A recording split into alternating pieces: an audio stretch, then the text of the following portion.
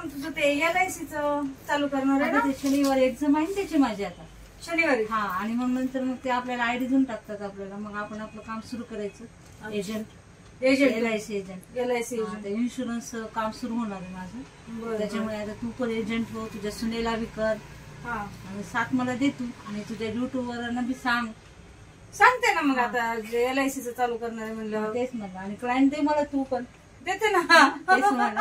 LIC फायदाच आहे ना त्याचा फायदा. हा, ते काही म्हणजे काही हे नाही ना, आपल्या बँकेसारखं कोणी कोण जाणार नाही काय नाही काय. आणि भारतीय LIC आपली भारतीय इंडियाची.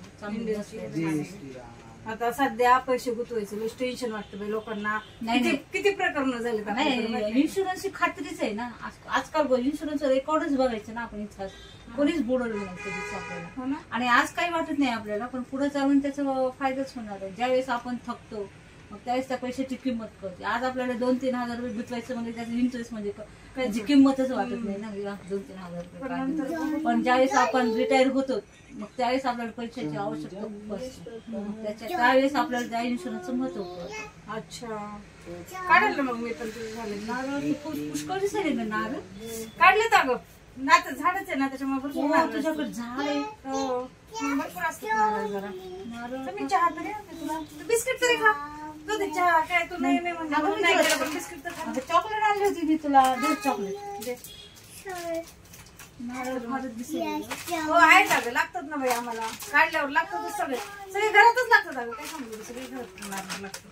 चहा विचारायची मला. नारळ जर दिला असेल अगं हे ना काढले ना मग तुला सांगते एक पण नारळ राहत नाही. सगळे घरात नारळ लागतात सगळे. नाही का? हा, सगळे लागतात.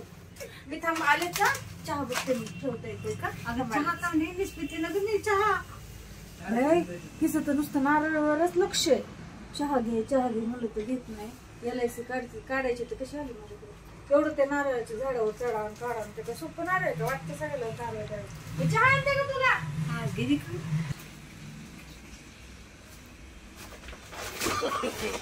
नो चहा करते पाणी घे चहा करते.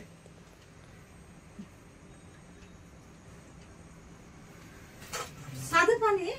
हा, फिल्टरचं आहे ना. साधं कुठं आहे फिल्टरचं पाणी? अगं फिल्टरचं साधं झालं ना शेवटी. मी म्हणते नारळ पाणी चाललं नाही ग बाई. नारळ पाणी आता कशाला फोडू मी निवांत जेव्हा बसल ना त्यावेळेस फोडणार आहे. अगं नुसतं गोडे करते. मी सांगते ना गोडे. कारण आपल्या इथे कसं सांगून त्याचा अनुभव मला कुठे घ्यायला झालं की तुझं. नाही ना, तू नारळ पाणी दिलं असतं तर मी सगळं पिलं असतं. थोडं पाणी दिलं तुम्ही ते नारळ सुचे का असं फिल्टरचं पाणी दिलं तर काय होतं प्यायला. आणि एवढं नारळ लागतात बाई. मी नाही देणार नारळ तुला. नारळ दिलं नाही ना मला तरी चालेल. तुझी बघा